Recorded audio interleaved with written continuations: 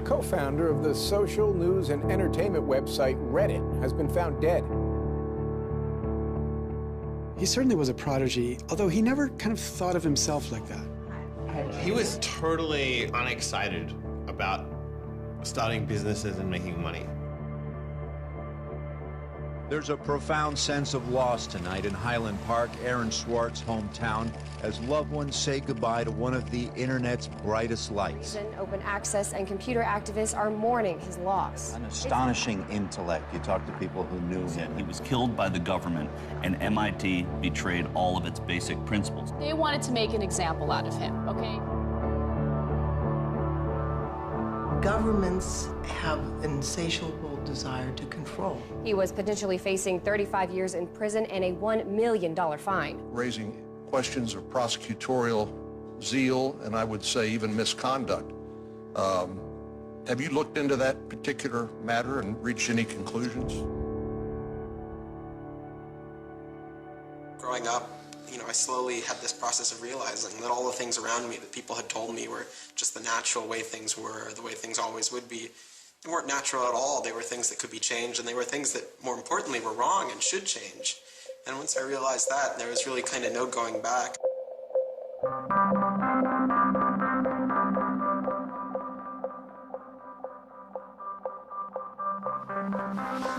Welcome to Story Reading Time. The name of the book is Paddington at the Fair. Well, he was born in Highland Park and grew up here. Aaron came from a family of 3 brothers, all extraordinarily bright.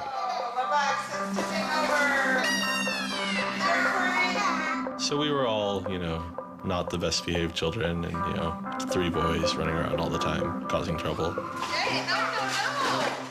Aaron, what? But I've come to the realization Aaron learned how to learn at a very young age. 1, 2, 3, 4, 5, 6, 7, 8, 9, 10. Knock, knock. Who's there? Aaron. Aaron who? Aaron, funny man. He knew what he wanted, and he always wanted to do it. He always accomplished what he wanted. His curiosity was endless. Here's a little picture of what the planets are. And each planet has a symbol. Mercury symbol, Venus symbol, Earth symbol, Mars symbol, Jupiter symbol. One day he said to Susan, "What's this free family entertainment in downtown Highland Park?" Free family entertainment downtown Highland Park. He was 3 at the time, and she said, "What are you talking about?" And he said, "Look, it says here on the refrigerator, free family entertainment in downtown Highland Park." And so she was floored and astonished that he could read. It's called My Family Seder. The Seder night is different from all other nights. I remember once we were at the University of Chicago Library. I pulled a book off the shelf that was from like 1900 and showed him and said, this is really just an extraordinary place. We all were curious children, but Aaron really liked learning and really liked teaching. And today we're going to learn the ABCs backwards. Z-Y-X-W-V-U-T. I remember he came home from his first algebra class, and he was like, "Noah, let me teach you algebra." And I'm like, "What is algebra?" And he was always like that. Now you press the click button. There, now it's got that. Now it's in pink. When he was about 2 or 3 years old, and Bob introduced him to computers, and he just took off like crazy on them. Go fast one to ABC. We all had computers, but Aaron really took to them, really took to the internet. Working at the computer? Mommy, why is nothing working? He started programming from a really young age. I remember the first program that I wrote with him was in BASIC, and it was a Star Wars trivia game. He sat down with me in the basement where the computer was for hours programming this game. The problem that I kept having with him is there was nothing that I wanted done. And to him, there was always something to do, always something that programming could solve. The way Aaron always saw it is that programming is magic, right? You can accomplish these things that normal humans can't. Aaron made an ATM using like a Macintosh and like a cardboard box. One year for Halloween, I didn't know what I wanted to be, and he thought it'd be really, really cool if I dressed up like his new favorite computer, which at the time was the original iMac. I mean, he hated dressing up for Halloween, but he loved convincing other people to dress up as things that he wanted to see.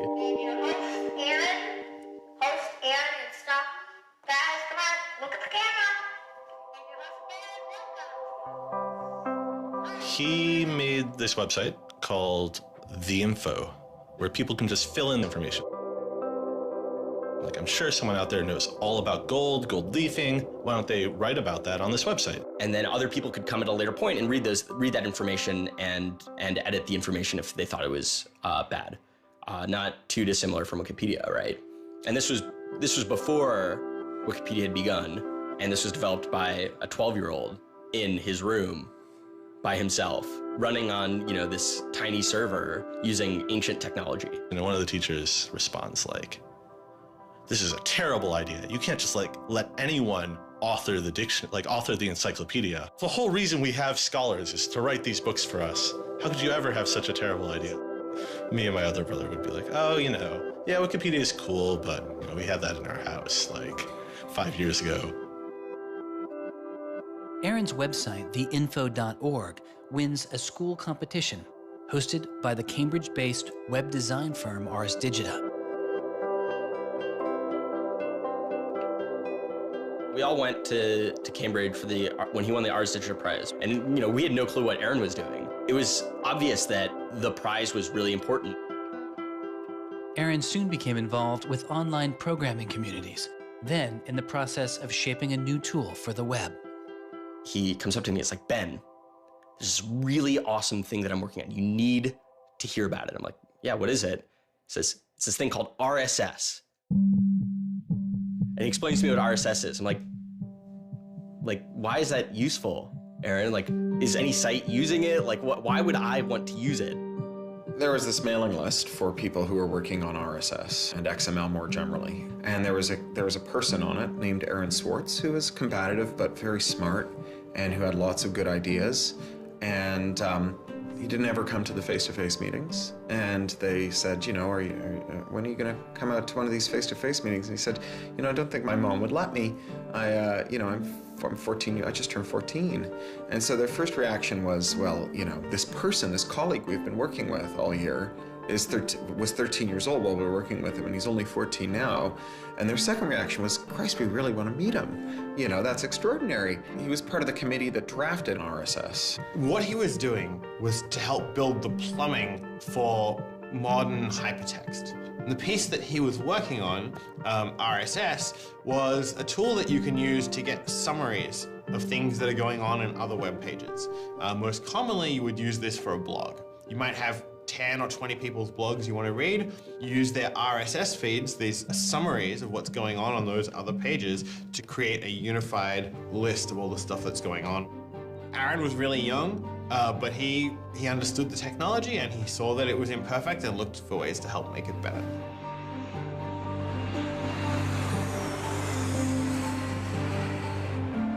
So his mom started bundling him on planes in Chicago. We'd pick him up in San Francisco.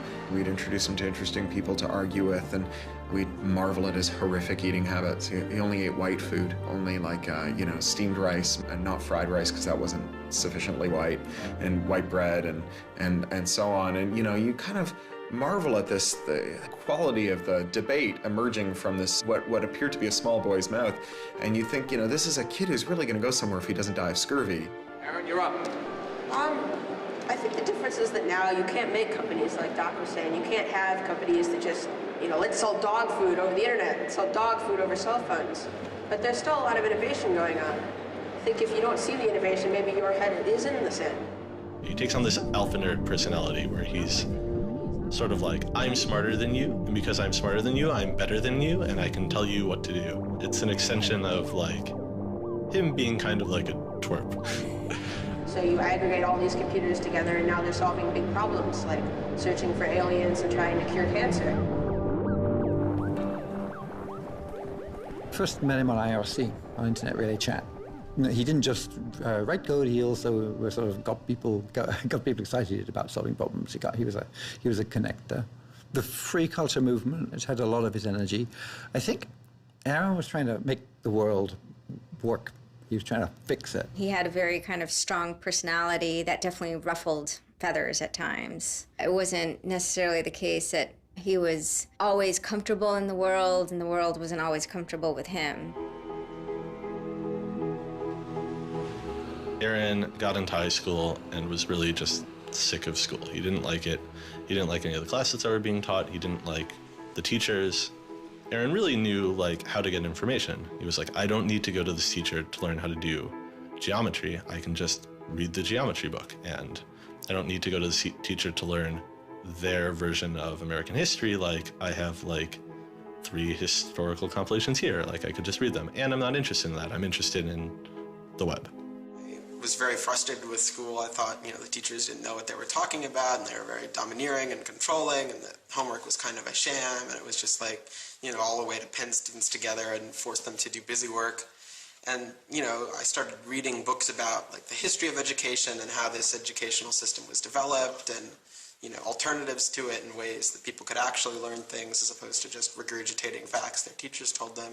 And that kind of led me down this path of questioning things. Once I questioned the school I was in, I questioned the society that built the school, I questioned the businesses that the schools were training people for, and I questioned the government that, set up this whole structure. One of the things he was most passionate about was copyright, especially in those early days. Copyright has always been something of a burden on the publishing industry and on readers. But it wasn't an excessive burden. It was a reasonable institution to have in place to make sure that people got paid. What Aaron's generation experienced was the collision between this antique copyright system and this amazing new thing we were trying to build, the internet and the web. These things collided, and what we got was chaos. He then met Harvard law professor Lawrence Lessig, who was then challenging copyright law in the Supreme Court. A young Aaron Swartz flew to Washington to listen to the Supreme Court hearings. I am Aaron Swartz, and I'm here to listen to see the Eldred argument. Why did you fly out here from Chicago and come all this way to see the Eldred argument? That's a more difficult question. See the Eldred. Because I don't know. It's very exciting to see the Supreme Court, especially such a prestigious case as this one.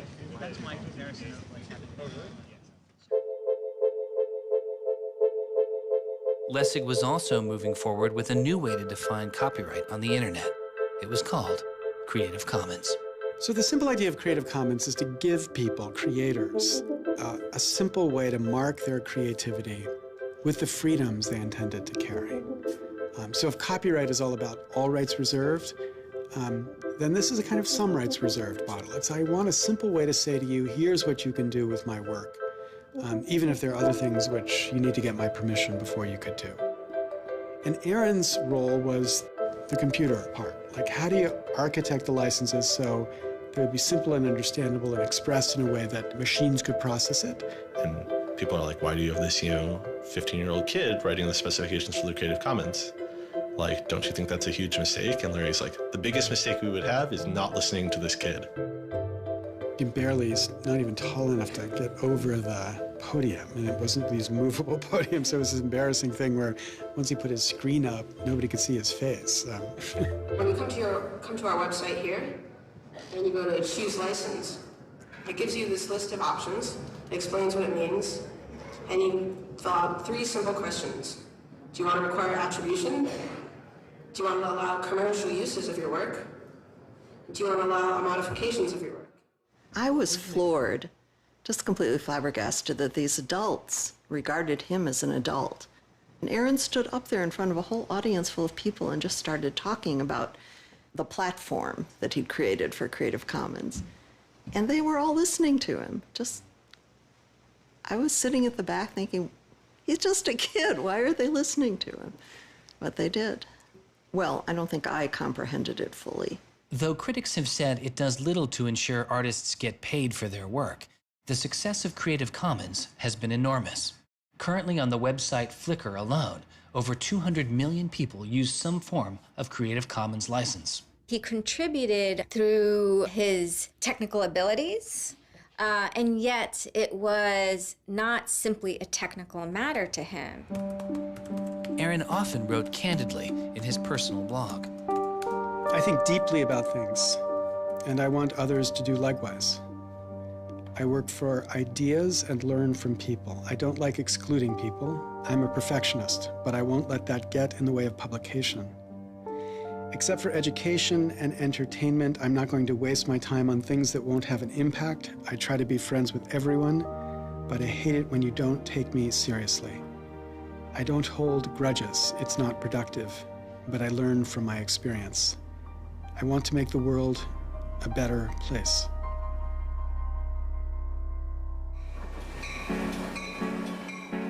In 2004, Swartz leaves Highland Park and enrolls in Stanford University.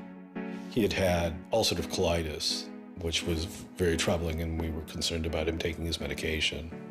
He got hospitalized, and he would take this cocktail of pills every day. And one of those pills was a steroid, which stunted his growth and made him feel different from many of the other students. Aaron, I think, shows up at Stanford ready to do scholarship and finds himself in effectively a babysitting program for overachieving high schoolers who, in 4 years, are meant to become, captains of industry and one percenters. And like, I think it just made him bananas. In 2005, after only 1 year of college, Swartz was offered a spot at the new startup incubation firm called Y Combinator, led by Paul Graham. And he's like, hey, I have this idea for a website. And Paul Graham likes him enough and says, yeah, sure. So Aaron drops out of school, moves to this apartment. So this used to be Aaron's apartment when he moved here. I have vague memories of my father telling me how difficult it was to get a lease because Aaron had no credit and he dropped out of college. Aaron lived in what's now the living room, and some of the posters are left over from when Aaron lived here. And then the library. There are more books, but a lot of them are Aaron's. Aaron's Y Combinator site was called Infogami, a tool to build websites. But Infogami struggles to find users, and Swartz eventually merges his company with another Y Combinator project in need of help. It was a project headed by Steve Huffman and Alexis Ohanian, called Reddit. There we were, starting from almost nothing. No users, no money, no code, and growing day by day into a hugely popular website. And it showed no signs of letting up. First we had 1,000 users, then 10,000, then 20,000, and on and on. It was just incredible. Reddit becomes huge, and it's a real sort of geeky corner of the internet. There's a lot of humor, there's a lot of art, and there's just people who flock to the site and make that site the main site they go to every morning to get their news. Reddit kind of just borders on chaos at some level. So on the one hand, it's a place where people discuss news of the day, technology, politics, and issues. And yet there is a lot of kind of not safe for work material, offensive material. There's some subreddits where trolls find a welcome home. And so in that sense, Reddit has been kind of home to controversy as well. It kind of sits on that edge of chaos. Reddit catches the attention of the corporate magazine giant Condé Nast, who makes an offer to buy the company. Some large amount of money, large enough that my dad was getting bugged with questions about, like, how do I store this money? Like a lot of money. Like a lot of money. Like, probably more than $1 million, but I don't actually know. And he is how old at the time? Like 19, 20. So it was in this apartment. They like sat around on what predated these couches, hacking on Reddit. And when they sold Reddit, they threw a giant party, and then all flew out to California the next day and left the keys with me. It was funny, you know, he just sold a startup, so we all kind of presumed he was the richest person around, but he said, oh no, I'll take this tiny little shoebox-sized room. That's all I need. Like, it was barely larger than a closet. The idea of him spending his money on fancy objects just seems so implausible. He explains it's like I like living in apartments, so I'm not going to spend a lot of money on a new place to live. I'm not going to buy a mansion. And I like wearing jeans and a t-shirt, so I'm not going to spend any more money on clothes. So like, it's, you know, really no big deal. What is a big deal to Swartz is how traffic flows on the internet and what commands our attention. In the old system of broadcasting, you were fundamentally limited by the amount of space in the airwaves. You know, you could only send out 10 channels over the airwaves of television, right? Or even with cable, you had 500 channels. On the internet, everybody can have a channel. Everyone can get a blog or a MySpace page. Everyone has a way of expressing themselves. And so what you see now is not a question of who gets access to the airwaves. It's a question of who gets control over the ways you find people. You know, you start seeing power centralizing in sites like Google, these sort of gatekeepers that tell you where on the internet you want to go, the people who provide you your sources of news and information. So it's not, you know, only certain people have a license to speak. Now everyone has a license to speak. It's a question of who gets heard. After he started working in San Francisco at Condé Nast, he comes into the office and they want to give him a computer with all this crap installed on it and say that he can't install any new things on his computer, which to a developer is outrageous, right? From the first day, he was complaining about all this stuff. Gray walls, gray desks, gray noise. The first day I showed up here, I simply couldn't take it. By lunchtime, I had literally locked myself in a bathroom stall and started crying.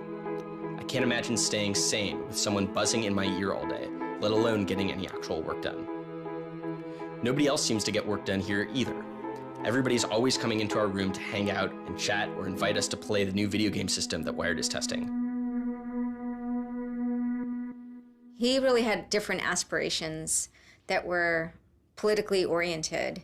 And Silicon Valley just doesn't really quite have that culture that orients technical activity for the purposes of political goals. Aaron hated working for a corporation. They all hate working for Condé Nast, but Aaron is like the only one who's not going to take it. And Aaron basically gets himself fired by not showing up to work ever. It was said to be a messy breakup. Both Alexis Ohanian and Steve Huffman declined to be interviewed for this film. He rejected the business world. One of the really important things to remember about that choice when Aaron decided to kind of leave startup culture is that he was also leaving behind the things that had made him, you know, famous and well-loved, and, you know, he was at risk of letting down fans. He got to where he was supposed to be going and had the self-awareness and the orneriness to realize that he had climbed the mountain of shit to pluck the single rose and discovered that he'd lost his sense of smell. And rather than sit there and insist that it wasn't as bad as it seemed, and he did get the rose in any event, he climbed back down again, which is pretty cool. The way Aaron always saw it is that programming is magic, right? You can accomplish these things that normal humans can't by being able to program. So if you had magical powers, would you use them for good or to make you mountains of cash?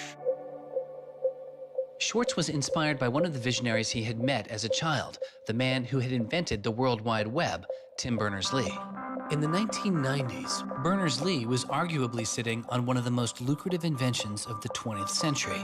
But instead of profiting from the invention of the World Wide Web, he gave it away for free. It is the only reason the World Wide Web exists today. Aaron is certainly deeply influenced by Tim. Tim is certainly a very prominent early internet genius who doesn't in any sense cash out. He's not at all interested in how he's going to figure out how to make $1 billion. People would have seen, there's money to be made there. So there would have been lots of little webs instead of one big one. And one little web, and lots of little webs doesn't work because you can't follow links from one to the other. You know, you had to have the critical mass for this thing was the entire planet. So it's not going to work unless the whole planet can get on board.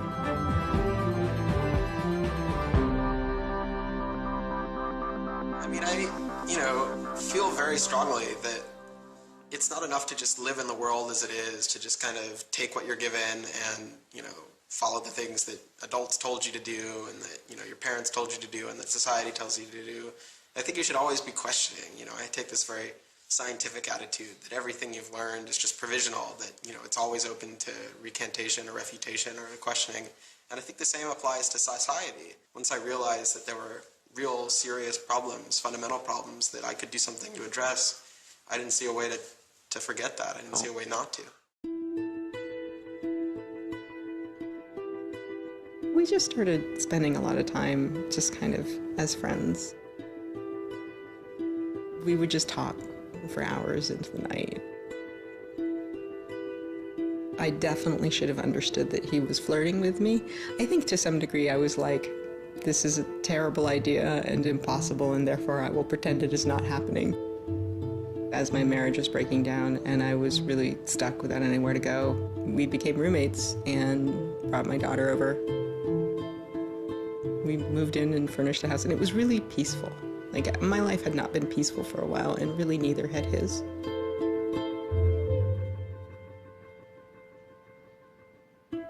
We were extremely close from the beginning of our romantic relationship. We were in constant contact. But we're both really difficult people to deal with. In a very Alan McBeal discussion, he confessed he had a theme song, and I made him play it for me. It was Extraordinary Machine by Fiona Apple. I think it was just that sense of kind of being a little bit embattled that the song has.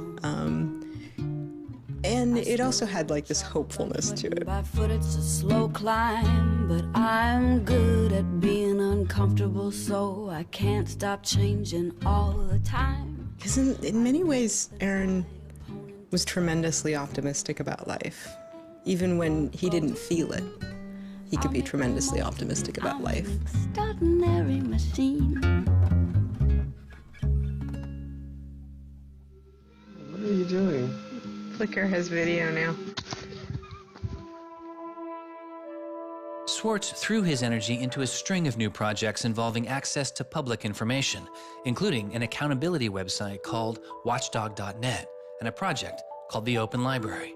So the Open Library project is a website that you can visit at openlibrary.org, and the idea is to be a huge wiki, an editable website with one page per book. So for every book ever published, we want to have a web page about it that combines all the information from publishers, from booksellers, from libraries, from readers, onto one site, and then gives you links where you can buy it, you can borrow it, or you can browse it.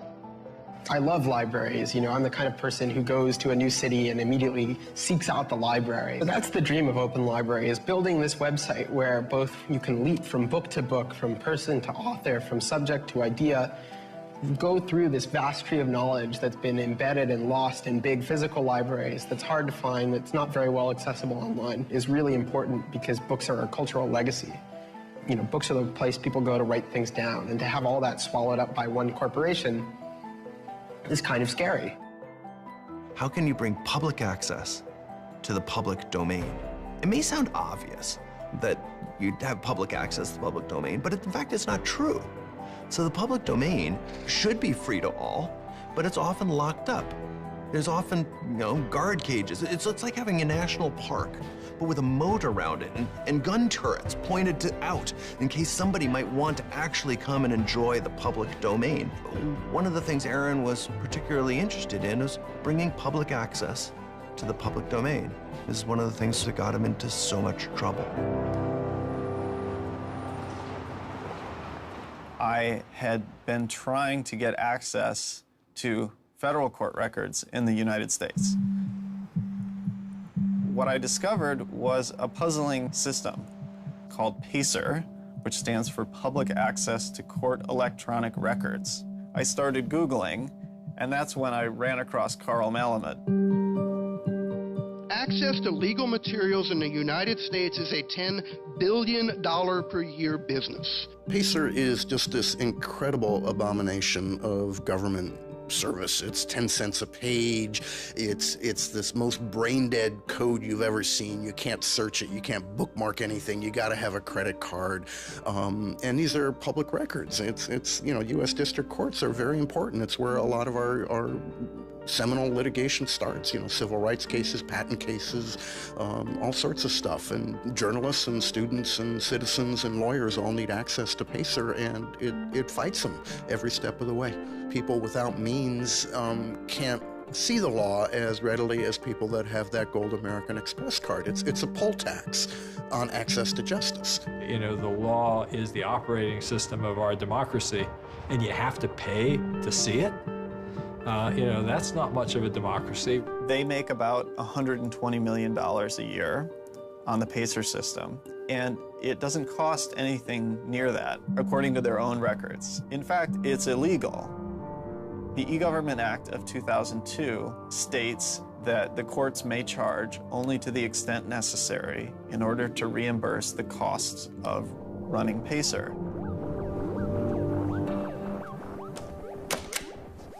As the founder of public.resource.org, Malamud wanted to protest the PACER charges. He started a program called the PACER Recycling Project, where people could upload PACER documents they had already paid for to a free database so others could use them. The PACER people were getting a lot of flack from Congress and others about public access. And so they put together this system. In 17 libraries across the country, there was free PACER access.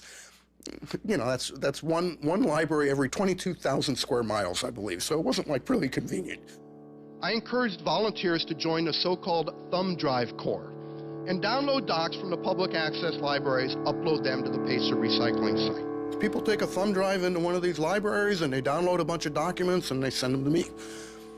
And nothing, it was just a joke. In fact, when you clicked on Thumb Drive Core, there was a Wizard of Oz, the Munchkins singing, so a little video clip came up. We represent the lollipop, yeah. But of course, I get this phone call from Steve Schultz and Aaron saying, gee, we'd like to join the Thumb Drive Core. Around that time, I ran into Aaron at a conference. This is something that really has to be a collaboration between a lot of different people. So I approached him and I said, hey, I'm thinking about an intervention on the PACER problem. Schultz had already developed a program that could automatically download PACER documents from the trial libraries. Swartz wanted to take a look. So I showed him the code.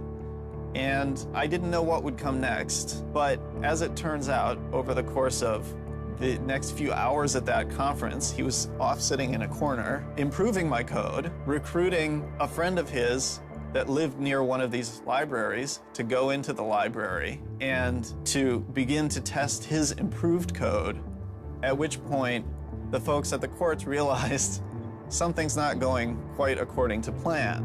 And data started to come in and come in and come in, and soon there were 760 gigabytes of PACER docs, about 20 million pages. Using information retrieved from the trial libraries, Swartz was conducting massive, automated parallel downloading of the PACER system. He was able to acquire nearly 2.7 million federal court documents, almost 20 million pages of text. Now, I'll grant you that 20 million pages had perhaps exceeded the expectations of the people running the Pilot Access Project, but surprising a bureaucrat isn't illegal. Aaron and Carl decided to go talk to the New York Times about what happened. They also caught the attention of the FBI, who began to stake out Schwartz's parents' house in Illinois. But I get a tweet from his mother saying, call me. It's like, oh my God, what the hell's going on here? And so I finally got a hold of Aaron, and Aaron's mother was like, oh my God, FBI, FBI, FBI. An FBI agent drives down our home's driveway trying to see if Aaron is in his room. And I remember being home that day and wondering why this car was driving down our driveway and just driving back out. I was like, that's weird. 5 years later, I read this FBI file and I'm like, oh my goodness. That was the FBI agent in my driveway. He was terrified. He was totally terrified. He was way more terrified after the FBI actually called him up on the phone and tried to sucker him into coming down to a coffee shop without a lawyer. He said he went home and laid down on the bed and was shaking.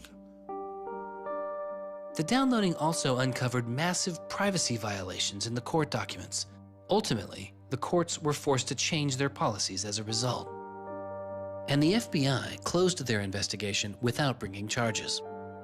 To this day, I find it remarkable that anybody, even at the most remote podunk field office of the FBI, thought that a fitting use for taxpayer dollars was investigating people for criminal theft on the grounds that they had made the law public. How can you call yourself a lawman and think that there can possibly be anything wrong in this whole world with making the law public? Aaron was willing to put himself at risk for the causes that he believed in. Bothered by wealth disparity, Swartz moves beyond technology and into a broader range of political causes. I went into Congress and I invited him to come and hang out and intern for us for a while so that he could learn, the political process. He was sort of learning about a new community, a new set of skills, and kind of learning to hack politics. It seems ridiculous that miners should have to hammer away until their whole bodies are dripping with sweat, faced with the knowledge that if they dare to stop, they won't be able to put food on the table that night, while I get to make larger and larger amounts of money each day just by sitting and watching TV. But apparently the world is ridiculous. So I co-founded a group called the Progressive Change Campaign Committee, and what we try and do is we try and organize people over the internet who care about progressive politics and moving the country in a more progressive direction to kind of come together, join our email list, join our campaigns, and help get progressive candidates elected all across the country. The group is responsible for igniting the grassroots effort behind the campaign to elect Elizabeth Warren to the Senate. He might have thought it was a dumb system, but he came in and he said, I need to learn this system because it can be manipulated like any social system. But his passion for knowledge in libraries didn't take a back seat. Aaron began to take a closer look at institutions that publish academic journal articles. By virtue of being students at a major U.S. university, I assume that you have access to a wide variety of scholarly journals. Pretty much every major university in the United States pays these sort of licensing fees to organizations like JSTOR and Thomson and ISI to get access to scholarly journals that the rest of the world can't read. These scholarly journals and articles are essentially the entire wealth of human knowledge online, and many have been paid for with taxpayer money or with government grants. But to read them, you often have to pay again, handing over steep fees to publishers like Reed Elsevier.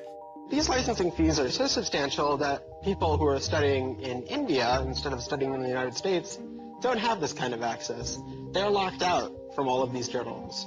They're locked out from our entire scientific legacy. I mean, a lot of these journal articles, they go back to the Enlightenment. Every time someone has written down a scientific paper, it's been scanned and digitized and put in these collections. That is a legacy that has been brought to us by the history of people doing interesting work, the history of scientists. It's a legacy that should belong to us as a commons, as a people, but instead it's been locked up and put online by a handful of for-profit corporations who then try and get the maximum profit they can out of it. So a researcher paid by the university or the people publishes a paper, and in the very, very last step of that process, after all the work is done, after all the original research is done, the thinking, the lab work, the analysis, after everything is done at that last stage, then the researcher has to hand over his or her copyright to this multi-billion-dollar company. And it's sick. It's an entire economy built on volunteer labor. And then the publishers sit at the very top and scrape off the cream. Talk about a scam. One publisher in Britain made a profit of $3 billion last year. I mean, what a racket. JSTOR is just a very, very small player in that story, but for some reason, JSTOR is the player that Aaron decided to confront.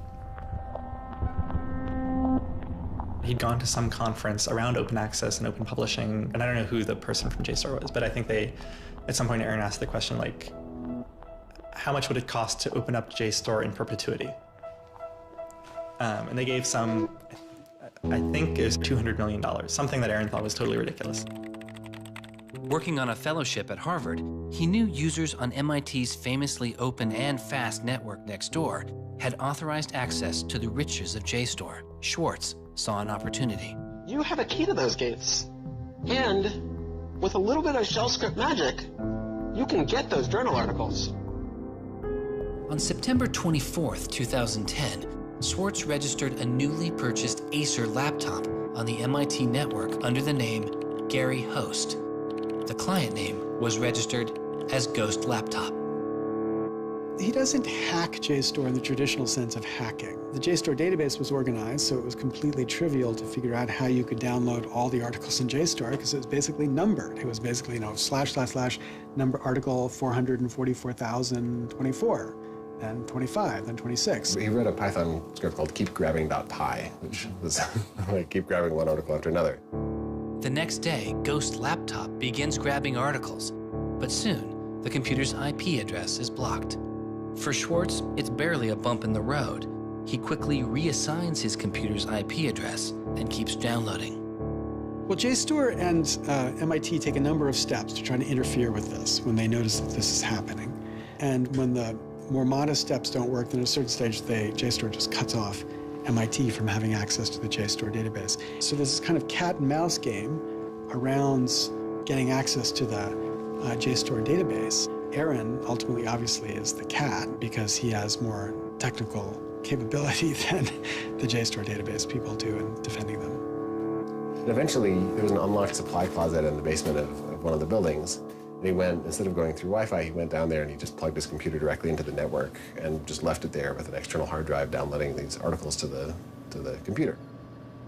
Unknown to Swartz, his laptop and hard drive had been found by authorities. They didn't stop the downloads. Instead, they installed a surveillance camera.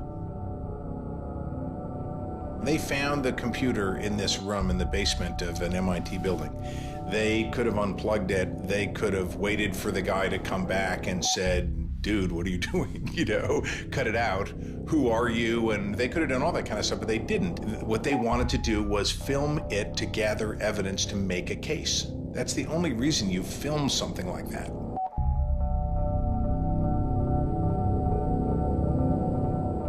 At first, the only person caught on the glitchy surveillance camera was using the closet as a place to store bottles and cans.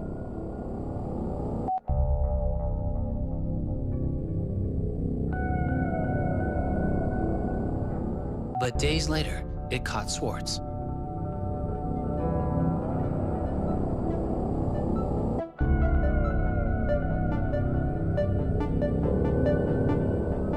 Swartz is replacing a hard drive. He takes it out of his backpack, leans out of frame for about 5 minutes, and then leaves.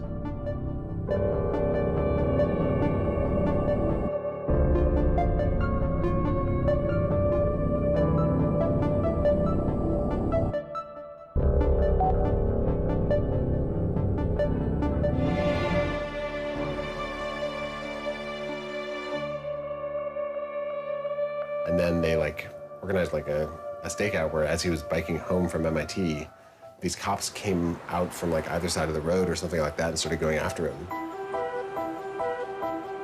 He describes that he was pressed down and assaulted by the police. He tells me that it's unclear that they were police that were after him. He thought that someone was trying to attack him. He does tell me they beat him up.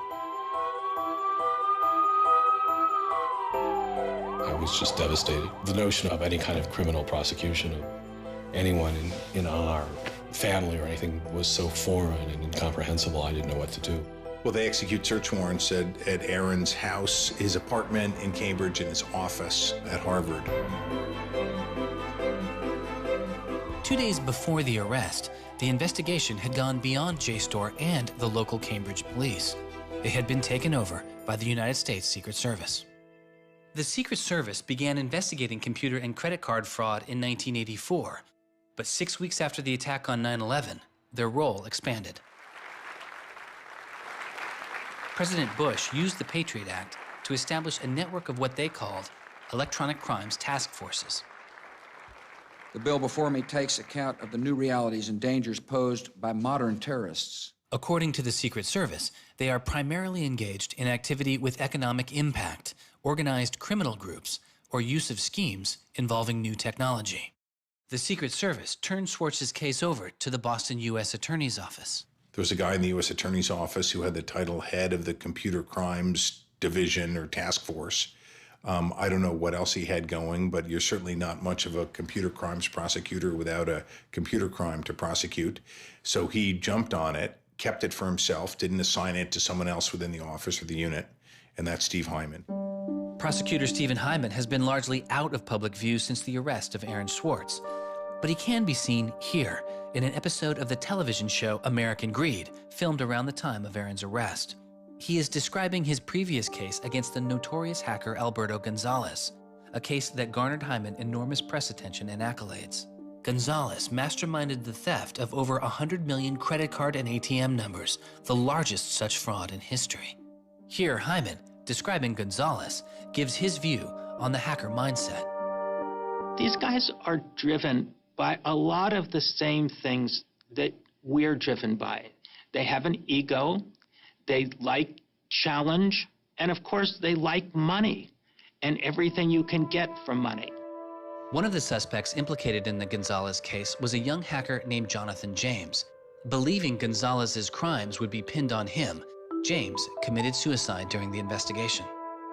In an early press release describing the government's position in the case of Aaron Swartz, Hyman's boss, U.S. Attorney for the District of Massachusetts Carmen Ortiz, said this: "Stealing is stealing, whether you use a computer command or a crowbar, and whether you take documents, data, or dollars." It's not true. It's obviously not true. I'm not saying it's harmless, and I'm not saying that we shouldn't criminalize stealing of information, but you've got to be much more subtle in trying to figure out exactly which kinds of harms are harmful here. So the thing about a crowbar is every time I break into a place with a crowbar, I do damage. There's no doubt about it. But when Aaron writes a script that says download, download, download 100 times in a second, there's no obvious damage to anybody. If he does that for the purpose of gathering an archive to do academic research on it, there is never any damage to anybody. He wasn't stealing, he wasn't selling what he got or giving it away. He was making a point, as far as I could tell. The arrest took its toll on Swartz. He just wouldn't talk about it. And he's like very stressed. If you thought like the FBI was like going to come to your doorstep any day, anytime you went down the hall, even to do your laundry, and they would break into your apartment because you left the door unlocked, like, I'd be pretty stressed. And it was clear. And so Aaron was always sort of like in like a dour mood.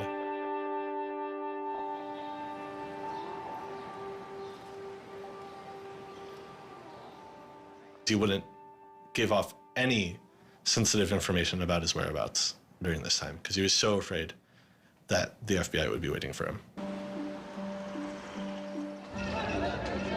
It was a time of unprecedented social and political activism. Time magazine would later name as their 2011 Person of the Year, the protester. There was a kind of hotbed of hacker activity going on. WikiLeaks had released a trove of diplomatic cables. Manning had been under arrest at the time. It was unknown whether he was the source of the leak. Anonymous, which is a kind of protest ensemble that has a lot of hackers in its ranks, were going on various sprees of sorts.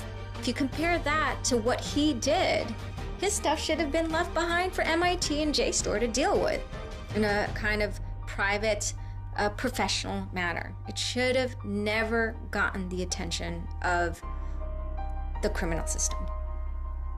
It just didn't belong there.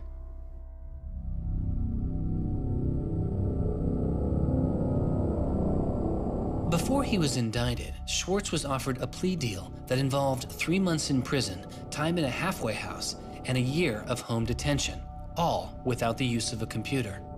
It was on the condition that Swartz plead guilty to a felony. Here we are. We have no discovery, no evidence whatsoever about what the government's case is, and we have to make this immense decision where the lawyer is pushing you to do this, the government is giving you a non-negotiable demand, and you're told that your likelihood of prevailing is small, so whether you're guilty or not, you're better off taking the deal. Boston has its own computer crimes division. Lots of lawyers, probably more lawyers than they need. So, you know, you can imagine all sorts of cases where it'd be really hard to prosecute because you've got some criminals in Russia or you've got some people inside of a corporation are going to have $500 lawyers or $700 an hour lawyers sitting down against you. And then you've got this case with this kid, which is pretty easy to prove that he did something, and he's already marked himself as a troublemaker with the FBI, so why not go as tough as you can in here against that guy? It's good for you, the prosecutor, it's good for the Republic, because you're fighting all those terrorist types. I was so scared. I was so scared of having my computer seized. I was so scared of going to jail because of my computer being seized. I had confidential material from sources from my previous work on my laptop. And that is above all my priority, is to keep my sources safe. I was so scared of what was going to happen to Ada. Aaron told me that they'd offered him a deal, and he finally just said that he would take it if I told him to. And I came real close to saying take it. He had developed like serious political aspirations in the intervening time between when, that moment when he ended that entrepreneurial startup life and begun this new life that had come to this political activism. And he just didn't believe that he could continue in his life with a felony. He said to me one day, we were walking by the White House, and he said to me, they don't let felons work there.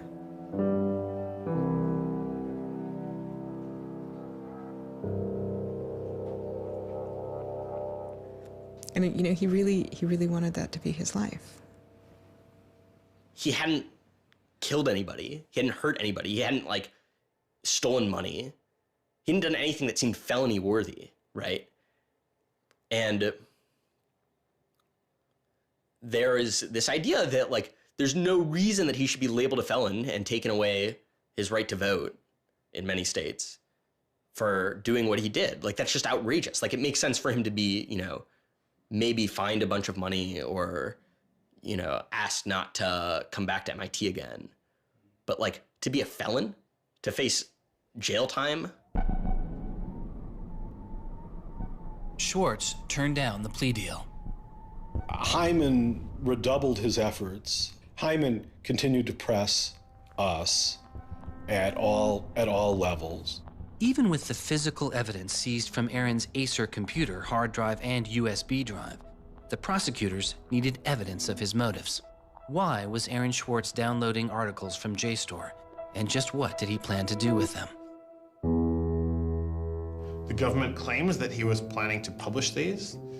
We don't really know whether that was his real intention, because Aaron also had a history of doing projects where he'd analyze giant data sets of articles in order to learn interesting things about them.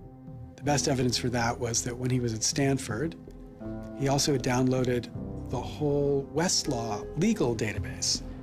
In a project with Stanford law students, Swartz had downloaded the Westlaw legal database. He uncovered troubling connections between funders of legal research and favorable results. He did this amazing analysis of for-profit companies giving money to law professors who wrote law review articles which were then beneficial to Exxon during an oil spill, right? So it was a very corrupt system of funding, vanity research. Swartz had never released the Westlaw documents. In theory, he could have been doing the same thing about the JSTOR database. That would have been completely okay. If he were, on the other hand, intending to create a competitive service to JSTOR, we're going to set up our own, access to the Harvard Law Review and charge, money for it, then, okay, now it seems like criminal violation because you're commercially trying to exploit this material, but it's kind of crazy to imagine that's what he was doing. So, but then there's the middle case. Well, what if he was just trying to liberate it for all of the developing world? But depending on what he was doing, it creates a very different character to how the law should be thinking about it. The government was prosecuting him as if this was like a commercial criminal violation, like stealing a whole bunch of credit card records. It was that kind of crime. I don't know what he was going to do with that database, but I heard from a friend of his that Aaron had told him he was going to analyze the data for evidence of corporate funding of climate change research that led to biased results. And I totally believe that. I was just told that Steve wanted to talk to me. And I thought, maybe this is a way I could get out of this. just exit the situation. And I didn't want to live in fear of having my computer seized. I didn't want to live in fear of having to go to jail on a contempt of court charge if they tried to compel me to decrypt my computer. When they came to me and said, Steve wants to talk to you, that seemed reasonable. They offered Norton what is known as a Queen for a Day letter, or a proffer.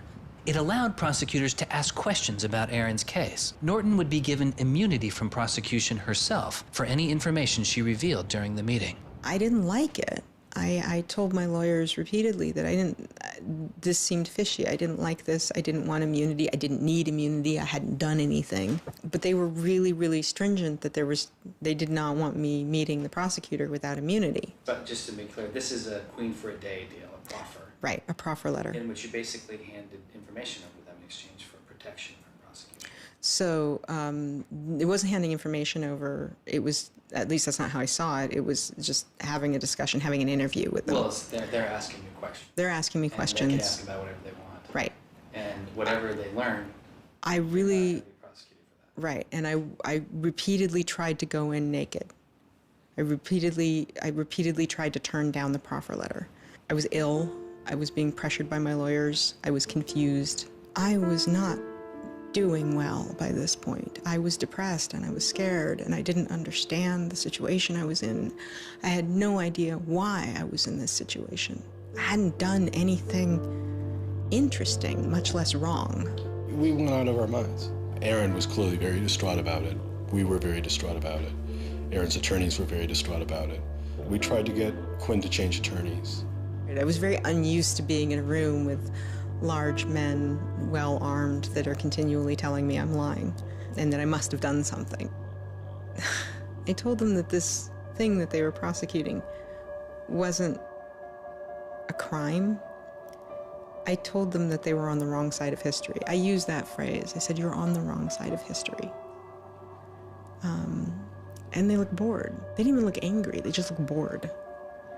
And it began to occur to me that we weren't having the same conversation. I mean, I told them plenty of things about, why people would download journal articles, and eventually, I don't remember what was around it.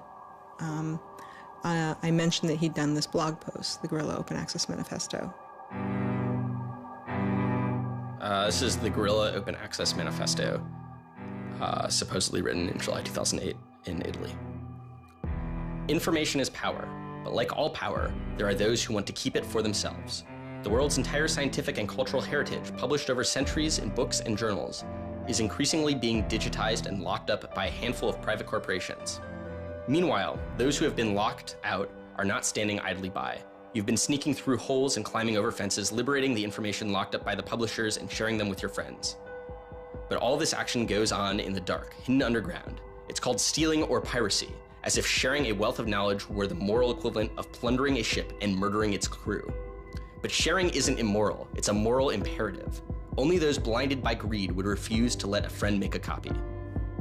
There's no justice in following unjust laws. It's time to come into the light and, in the grand tradition of civil disobedience, declare our opposition to this private theft of public culture.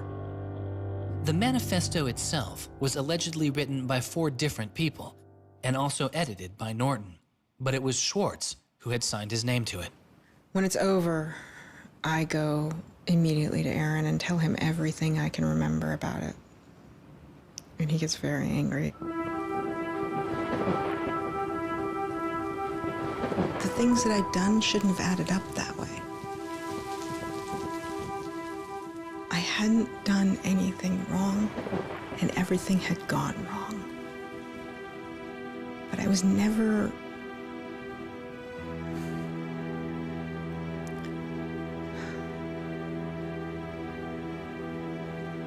I'm still angry.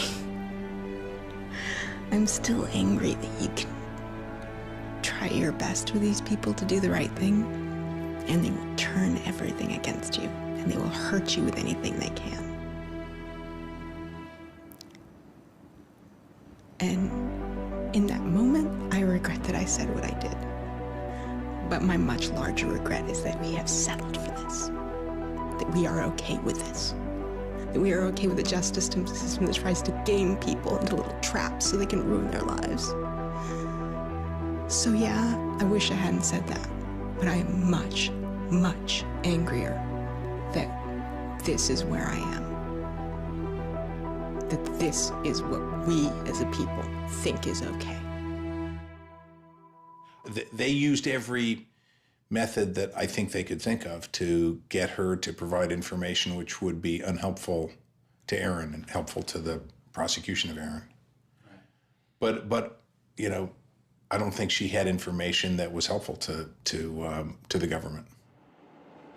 Months go by as Swartz's friends and family await a looming indictment.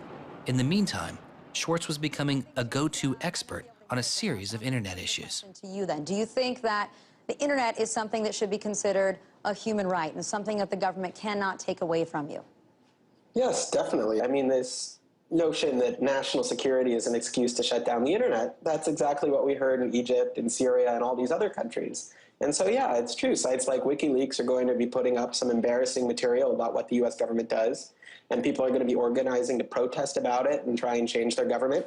You know, and that's a good thing. That's what all these First Amendment rights of free expression, of freedom of association are all about. And so the notion that we should try and shut those down, I think, just goes against very basic American principles. The principle, I think, is one that our founding fathers would have understood. If the internet had been around back then, instead of putting post offices in the Constitution, they would have put ISPs. Well, it's definitely interesting to see how... Schwartz meets activist Terrence Steinbrickner-Kaufman, and the two begin to date. We need a massive global public outcry. If there's no massive global public outcry, it won't create any change. You know, 4 people in this city should cause a massive global public outcry. You know, we need a petition signer. Without telling her specifics, he warned her he was involved in something he called simply the bad thing. And I had sort of crazy theories, like that he was having an affair with Elizabeth Warren or something. I speculated both Hillary Clinton and Elizabeth Warren, actually, but... So sometime in probably late July, Aaron called me, and I happened to pick up, and he said, you know, the bad thing might be in the news tomorrow. Do you want me to tell you, or do you want to read about it in the news? And I said, well, I want you to tell me. And he said, well, I've been arrested for downloading too many academic journal articles, and they want to make an example out of me. And I was like, that's it? That's the big fuss? Really? Like, it just doesn't sound like a very big deal. On July 14th, 2011, federal prosecutors indict Swartz on 4 felony counts. He gets indicted on the same day that, like, 2 people in England who are part of LulzSec get arrested, and, like, a few other real hackers. And Aaron is just, like, someone who kind of looks like a hacker, enough that they can, like, you know, put his head on a stake and, like, put it on the gates. Aaron went to surrender, and they arrested him. They then strip searched him, took away his shoelaces, took away his belt, and left him in solitary confinement. The District of Massachusetts United States Attorney's Office released a statement saying Swartz faces up to 35 years in prison, to be followed by 3 years of supervised release, restitution, forfeiture, and a fine of up to $1 million.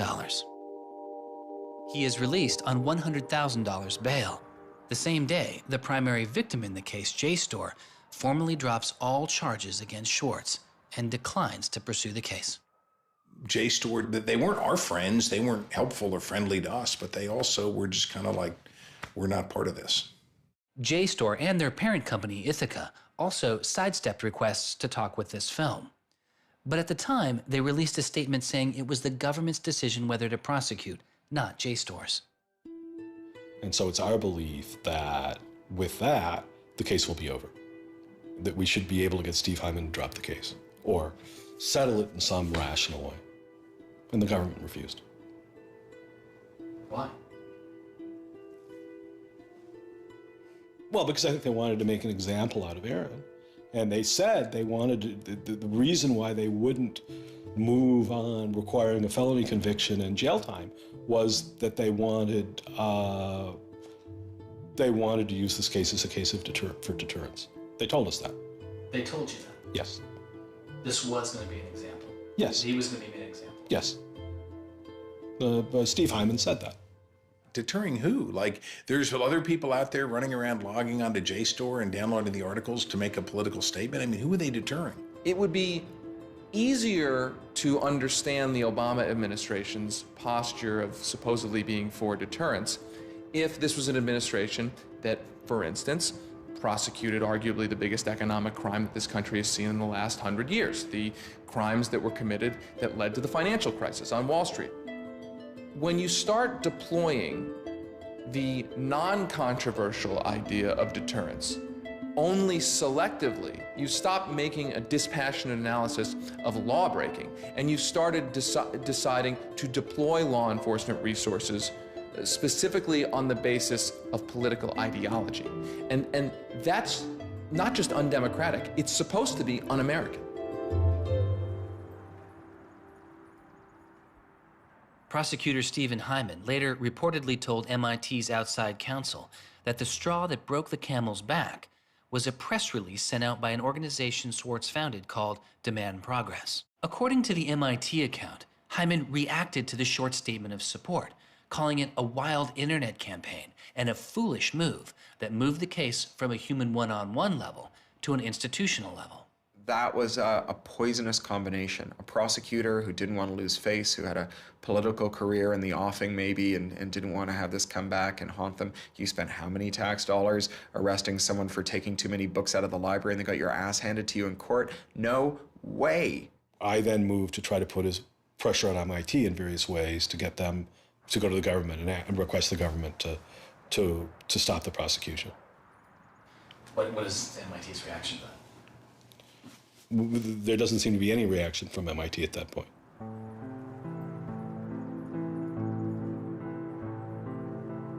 MIT doesn't defend Aaron, which to people inside of the MIT community seems outrageous because MIT is a place that encourages hacking in the biggest sense of the word. At MIT, the idea of going and running around on roofs and tunnels that you weren't allowed to be in was not only a rite of passage, it was part of the MIT tour.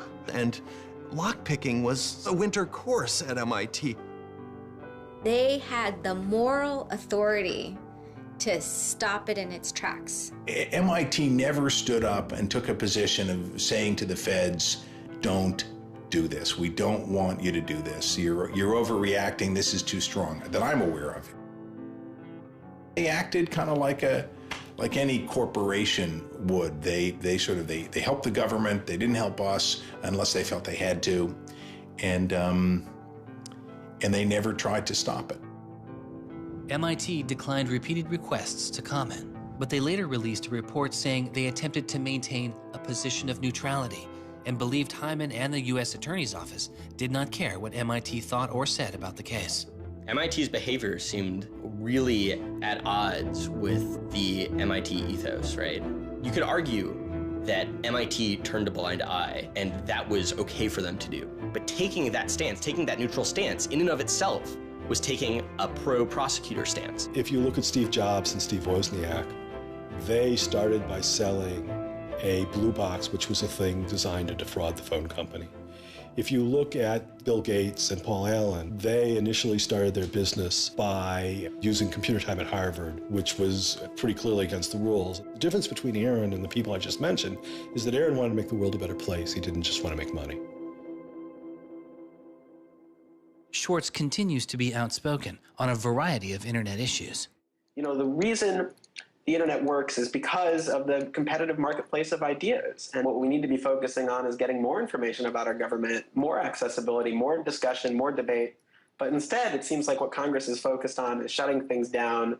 Aaron thought he could change the world just by explaining the world very clearly to people. Flame can literally control your computer and make it spy on you. Welcome, Aaron. Good to have you back on the show here. You know, just like spies used to in olden days put microphones and tap what people were saying, now they're using computers to do the same things. Schwartz's political activity continues, his attention turning to a bill moving through Congress designed to curb online piracy. It was called SOPA. Activists like Peter Eckersley saw it as an enormous overreach, threatening the technical integrity of the internet itself. And one of the first things I did was to call Aaron. I said, can we do a big online campaign against this? This isn't a bill about copyright. It's not? No, he said. It's a bill about the freedom to connect. Now I was listening. And he thought about it for a while and then said yes. And he went and founded Demand Progress. Demand Progress is an online activism organization. We've got around 1.5 million members now, but started in the fall of 2010. Aaron was one of the most prominent people in a community of people who helped lead organizing around social justice issues at the federal level in this country. SOPA was the bill that was intended to curtail online piracy of music and movies, but what it did was basically take a sledgehammer to a problem that needed a scalpel. If passed, the law would allow a company to cut off finances to entire websites without due process, or even to force Google to exclude their links. All they needed was a single claim of copyright infringement. It pitted the titans of traditional media against a new and now far more sophisticated remix culture. It makes everyone who runs a website into a policeman. And if they don't do their job of making sure nobody on their site uses it for anything that's even potentially illegal, the entire site can get shut down without even so much as a trial. This was over the top. I mean, this was a catastrophe. This bill poses a serious threat to speech and civil liberties for all who use the internet. There were only a handful of us who said, look, we're not for piracy either, but it makes no sense to destroy the architecture of the internet, the domain name system, and so much that makes it free and open in the name of fighting piracy. And Aaron got that right away. The freedoms guaranteed in our Constitution, the freedoms our country had been built on, would be suddenly deleted. New technology, instead of bringing us greater freedom, would have snuffed out fundamental rights we'd always taken for granted. And I realized that day, talking to Peter, that I couldn't let that happen. When SOPA was introduced in October 2011, it was considered inevitable. Our strategy when it first came out was to hopefully slow the bill down, maybe weaken it a little bit, but even we didn't think that we would be able to stop this bill. Having worked in Washington, what you learn is that typically in Washington, the legislative fights are fights between different sets of corporate moneyed interests. They're all duking it out to pass legislation. And the fights that are the closest are when you have one set of corporate interests against another set of corporate interests, and they're financially equally matched in terms of campaign contributions and lobbying. Those are the closest ones. The ones that aren't even fights, typically, are ones where all the money is on one side, all the corporations are on one side, and it's just millions of people on the other side. I haven't seen anything like PIPA and SOPA in all my time in public service. There were more than 40 United States senators on that bill as co-sponsors. So there were already a long, long way to getting the 60 votes to have it clear all the procedural hoops. Even I began to doubt myself. It was a rough period. Swartz and Demand Progress were able to marshal enormous support, using traditional outreach combined with commonly used voice over IP to make it very easy for people to call Congress. I've never met anybody else who was able to operate at his level, both on the technological side and on the campaign strategy side. Millions of people contacted Congress and signed anti-SOPA petitions. Congress was caught off guard. There was just something about watching those clueless members of Congress debate the bill, watching them insist they could regulate the internet and a bunch of nerds couldn't possibly stop them. I am not a nerd. I'm just not enough of a nerd. Maybe we ought to ask some nerds what this thing really does.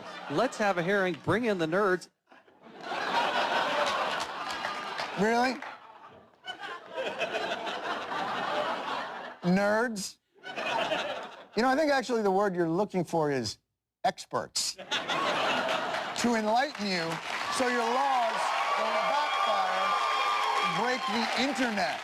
We use the term geek, but we're allowed to use that because we are geeks. The fact that it got as far as it did without them talking to any technical experts reflects the fact that there is a problem in this town. I'm looking for somebody to come before this body and testify in a hearing and say, this is why they're wrong. There used to be an office that provided science and technology advice, and members could go to them and say, help me understand XYZ. And Gingrich killed it. He said it was a waste of money. Ever since then, Congress has plunged into the dark ages. I don't think anybody really thought that SOPA could be beaten, including Aaron.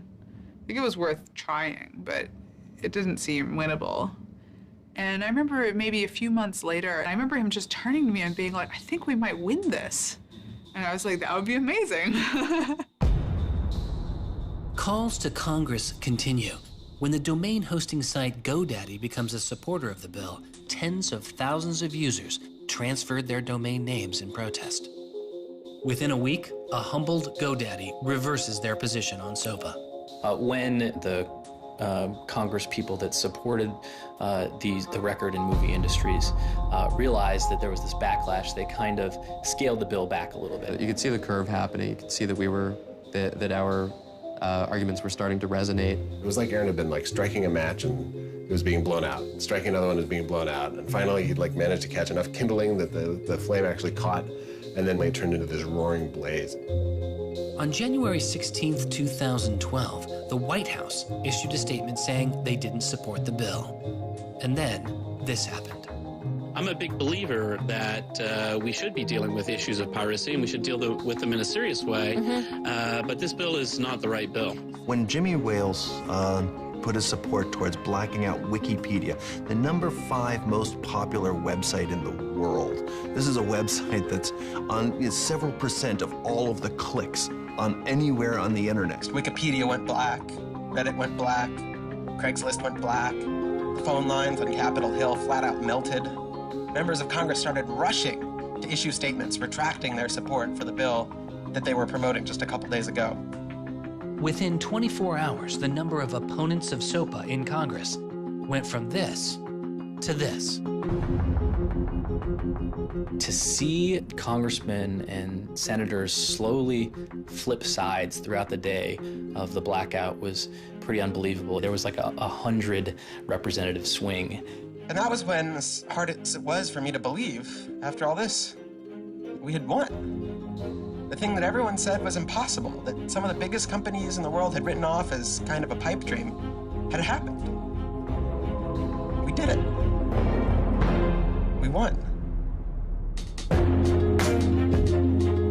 This is a historic week in internet politics, maybe American politics. The thing that we heard from people in Washington, D.C., from staffers on Capitol Hill was they received more emails and more phone calls on SOPA blackout day than they'd ever received about anything.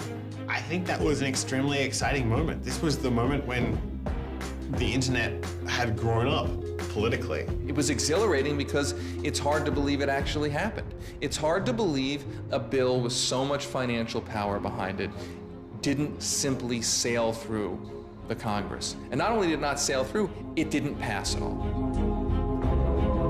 It's easy sometimes to feel like you're powerless, like when you come out in the streets and you march and you yell and nobody hears you. But I'm here to tell you today, you are powerful. So yeah, maybe sometimes you feel like you're not being listened to, but I'm here to tell you that you are. You are being listened to. You are making a difference. You can stop this bill if you don't stop fighting. Stop PIPA. Stop SOPA. Some of the biggest internet companies, to put it frankly, would benefit from a world in which their little competitors could get censored. We can't let that happen. For him, it was more important to be sure that you made a small change than to play a small part in a big change. But SOPA was like playing a major part in a major change. And so for him, it was kind of this proof of concept, like, okay, what I want to do with my life is change the world. I think about it in this really scientific way of like, I'm measuring my impact. And this shows that it's possible, right? That the thing that I want to do with my life is possible. I have proved that I can do it, that I, Aaron Swartz, can change the world. For a guy who never really thought he had done much, which was Aaron, it was one of the few moments where you could really see that he felt like he had done something good. Feeling like here is his maybe one and only victory lap. Everyone said there was no way we could stop SOPA. We stopped it. This is 3 outrageously good victories, and the year isn't even over yet. I mean, if there's a time to be positive, it's now. You know, he wins at SOPA a year after he's arrested It's not unambiguously happy moments. There's a lot going on. He's so attuned towards participating in the political process, you can't stop him. The list of organizations Swartz founded or co-founded is enormous. And years before Edward Snowden would expose widespread internet surveillance, Swartz was already concerned. It is shocking to think that the accountability is so lax that they don't even have sort of basic statistics about how big the spying program is. And if the answer is, oh, we're spying on so many people we can't possibly even count them, then that's an awful lot of people, right? It would be one thing if they said, look, you know, we know the number of telephones we're spying on, we don't know exactly how many real people that corresponds to, but they just came back and said, we can't give you a number at all. That's pretty, I mean, it's scary is what it is. Well, that's scary. You know, they put incredible pressure on him, took away his, you know, all of the money he had made. They, you know, threatened to take away his physical freedom. Why'd they do it, you know? I mean, well, why are they going after whistleblowers, you know? Why are they going after people who tell the truth about all sorts of things? I mean, from the banks to the, you know, to war, to just sort of government transparency. So secrecy serves those who are already in power. And we are living in an era of secrecy that coincides with an era where the government is doing also a lot of things that are probably illegal and unconstitutional. So those two things are not coincidences. It's very clear that this technology has been developed not for small countries overseas, but right here for use in the United States by the U.S. government. The problem with the spying program is it's this sort of long, slow expansion, you know, going back to the Nixon administration, right? Obviously, it became big after 9/11 under George W. Bush, and Obama has continued to expand it, and the problems have slowly grown worse and worse. But there's never been this moment you can point to, say, okay, we need to galvanize opposition today because today is when it matters. Instead, it's mattered for. The prosecution, in my estimation, of Aaron Swartz was about sending a particular laser-like message to a group of people that the Obama administration sees as politically threatening. And that is essentially the hacker, the information, and the democracy activist community. And the message that the Obama administration wanted to send to that particular community was, in my estimation, we know you have the ability to make trouble for the establishment. And so we are going to try to make an example out of Aaron Swartz to scare as many of you as possible into not making that trouble. And the government said, oh, the legal opinions we're using to legalize the spying program are also classified. So we can't even tell you which laws we're using to spy on you. You know, every time they can say, oh, this is another instance of cyber war, the cyber criminals are attacking us again, we're all in danger, we're all under threat. They use those as excuses to push through more and more dangerous laws. And so just to follow that up, like personally, how do you feel the fight is going, I guess? It's up to you. I know, but we gotta like, you know. You know, there's sort of these two polarizing perspectives, right? Everything is great. The internet has created all this freedom and liberty and everything's going to be fantastic. Or everything is terrible. The internet has created all these tools for cracking down and spying and, you know, controlling what we say. And the thing is, both are true, right? The internet has done both. And both are kind of amazing and astonishing. And which one will win out in the long run is up to us. It doesn't make sense to say, oh, one is doing better than the other. You know, they're both true. And it's up to us which ones we emphasize and which ones we take advantage of, because they're both there and they're both always going to be there.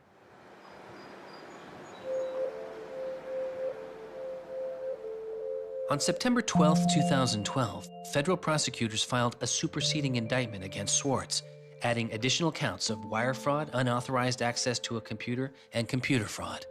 Now, instead of 4 felony counts, Swartz was facing 13. The prosecution's leverage had dramatically increased, as did Swartz's potential jail time and fines. They filed a separate indictment to add more charges, and they had a theory about why this conduct constituted a number of federal crimes, and that a very significant sentence could attach to it under the law. That theory, and much of the prosecution's case against Swartz, involved a law created originally in 1986. It is called the Computer Fraud and Abuse Act.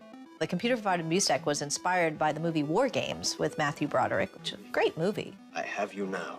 In this movie, a kid gets the ability through the magic of computer networks to, like, launch a nuclear attack. know, that's not actually possible, and it certainly wasn't possible in the 80s, but apparently this movie scared Congress enough to pass the original Computer Fraud and Abuse Act. This is a law that's just behind the times. For example, that penalizes terms of service kinds of arrangements. You can have something like eHarmony or Match.com, and somebody sort of inflates their own personal characteristics, and all of a sudden, depending on the jurisdiction and the prosecutors, they could be in a whole host of troubles. We all know what terms of use are.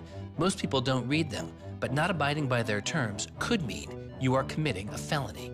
The website terms of service often say things like, be nice to each other, or don't do anything that's improper. The idea that the criminal law has anything to say about these kinds of violations, I think strikes most people as crazy. The examples get even more crazy. Until it was changed in March of 2013, the terms of use on the website of Hearst's 17 magazine said you had to be 18 in order to read it. I would say that the way the CFA has been interpreted by the Justice Department, we are probably all breaking the law. Vague and prone to misuse, the CFAA has become a one-size-fits-all hammer for a wide range of computer-related disputes. Though not the only factor in his case, 11 of the 13 charges against Swartz involved the Computer Fraud and Abuse Act. The question why hangs over much of the story of Aaron Swartz. Just what was motivating the government, and what would their case have been? The Department of Justice declined requests for answers, but Professor Aaron Kerr is a former prosecutor who has studied the case.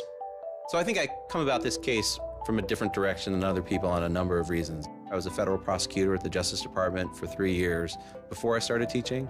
The government came forward with an indictment based on what crimes they thought were committed, just as a purely lawyers matter, looking at the precedents, looking at the statute, looking at the history, looking at the cases that are out there so far. I think it was a fair indictment based on that. You can debate whether they should have charged this case. There's just a lot of disagreement. Some people are on the open access side, some people are not. I think the government took Swartz's guerrilla open access manifesto very seriously. And I think they saw him as somebody who was committed as a moral imperative to breaking the law to overcome a law that Swartz saw as unjust. And in a democracy, if you think a law is unjust, there are ways of changing that law. There's going to Congress, as Swartz did so masterfully with SOPA. Or you can violate that law in a way to try to nullify that law. And I think what was driving the prosecution was the sense that Swartz was committed not just to breaking the law, but to really making sure that law was nullified, that everyone would have access to the database in a way that you couldn't put the toothpaste back into the tube. It would be done, and Swartz's side would win. There's a big disagreement in society as to whether that is an unjust law, and ultimately that's a decision for the American people to make, working through Congress. And then the second problem is, I think, we're still trying to figure out what's the line between less serious offenses and more serious offenses. We're now entering this different environment of computers and computer misuse, and we don't yet have a really strong sense of exactly what these lines are. So we're just working that out. This is a poor use of prosecutorial discretion. The hammer that the Justice Department has to scare people with it just gets bigger and bigger and bigger. And so most people just, you can't roll the dice with your life like that. Should we tap somebody's phone? Should we film them? Should we turn somebody and get them to testify against these other people? That's how federal agents and prosecutors think. They build cases, they make cases. Swartz was caught in the gears of a brutal criminal justice system that could not turn back, a machine that has made America the country with the highest rate of incarceration in the world. We have in this country allowed ourselves to be captured by the politics of fear and anger, and anything we're afraid of, like the future of the internet and access, and anything we're angry about instinctively creates a criminal justice intervention. And we've used jail, prison, and punishment to resolve a whole host of problems that historically were never seen as criminal justice problems. The impulse to threaten, indict, prosecute, which is part of what has created this debate and controversy over online access and information on the internet, is very consistent with what we've seen in other areas. The one difference is that the people who are usually targeted and victimized by these kinds of criminal and carceral responses are typically poor and minority. Swartz's isolation from friends and family increased. He had basically stopped working on anything else, and the case was, in fact, like taking over sort of his whole life. One of Aaron's lawyers apparently told the prosecutors that he was emotionally vulnerable and that was something that they really needed to keep in mind so that they knew that. It was weighing on him very heavily. He did not like having his actions and his movements restricted in any way. And the threat of jail, which they pounded him with a lot, was terrifying to him. Completely exhausted his financial resources, and it cost us a lot of money also, and he raised a substantial amount of money. So it was, it was in the millions of dollars. The legal defense Yes, was in millions. yes. Yeah, I think he didn't want to be a burden to people. I think that was a factor. Like, I have my normal life, and then I have this shitty thing I have to deal with. And I try to keep the two of them as separate as possible. But they were just beginning to blur together, and everything was becoming shitty. Swartz faced a tough choice that was only getting tougher. Do you admit guilt and move on with your life, or do you fight a broken system? With his legal case, the answer was simple. He rejects the final plea deal, and a trial date is set. Aaron was resolute that he didn't want to knuckle under and accept something that he didn't believe was fair, but I also think he was scared. At night, I could tell something was wrong, and then I called and I realized what had happened. A co-founder of the social news and entertainment website Reddit has been found dead. Police say 26-year-old Aaron Swartz killed himself yesterday in his Brooklyn apartment. I just thought, we've lost one of the most creative minds of our generation. It was like the whole world fell apart at that moment.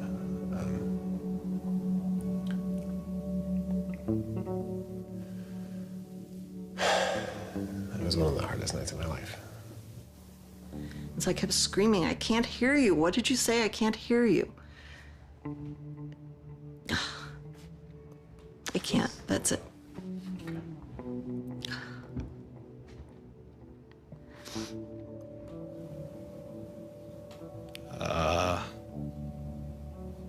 Yeah, none of it made any sense. And really still doesn't. I was so frustrated, angry.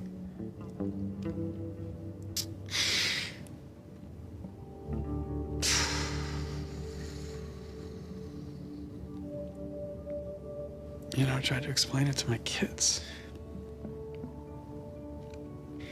My 3-year-old told me that the doctors would fix him.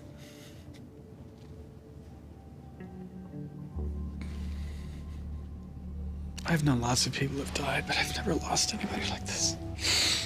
Because everybody feels, and I do too, there's so much we could have more to do. I just didn't know he was there. I didn't know this was what he was suffering, and he was part of me.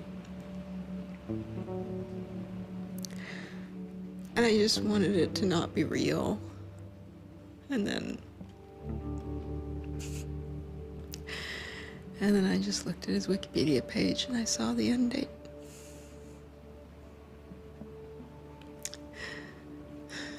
To 2013.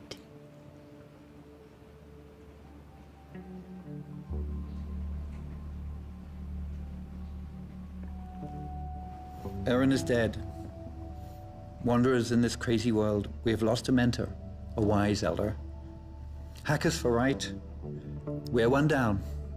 We've lost one of our own.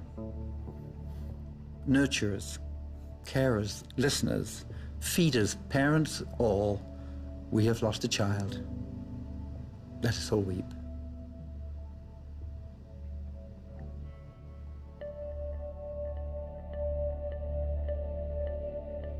my first thought was, well, what if nobody even notices? Because it wasn't clear to me how salient he was. I had never seen anything quite like the outpouring I saw. The net just lit up. I mean, everyone was trying to explain it in their own way, but I've never seen people grieve on Twitter before. People were visibly grieving online. He was the internet's own boy, and the old world killed him. We are standing in the middle of a time when great injustice is not touched. The architects of the financial meltdown have dinner with the president regularly. In the middle of that time, the idea that this was what the government had to prosecute just seems absurd if it weren't tragic. The question is, can we do something, given what's happened, to make the world a better place? And how can we further that legacy? That's the only question one can ask. All over the world, there were starting to be hackathons and gatherings. Aaron Swartz has, in some sense, brought the best out of us in trying to say, how do we fix this? He was, in my humble opinion, one of the true extraordinary revolutionaries that this country has produced. I don't know whether Aaron was defeated or victorious, but we are certainly shaped by the hand of the things that he wrestled with. When we turn armed agents of the law on citizens trying to increase access to knowledge, we've broken the rule of law, we've desecrated the temple of justice. Aaron Swartz was not a criminal. Change does not roll in on the wheels of inevitability, it comes through continuous struggle. Aaron really could do magic. And I'm dedicated to making sure that his magic doesn't end with his death. He believed that he could change the world, and he was right. Out of the last week and out of today, phoenixes are already rising. Since Swartz's death, Representative Zoe Lofgren and Senator Ron Wyden have introduced legislation that would reform the Computer Fraud and Abuse Act, the outdated law that formed the majority of the charges against Swartz. It's called Aaron's Law. Aaron believed that, you literally ought to be asking yourself all of the time, what is the most important thing I could be working on in the world right now? And if you're not working on that, why aren't you?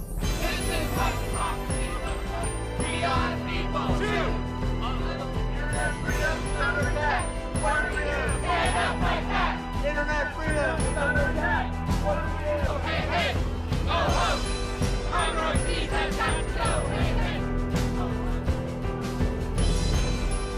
I wish we could change the past, but we cannot. But we can change the future, and we must. We must do so for Aaron. We must do so for ourselves.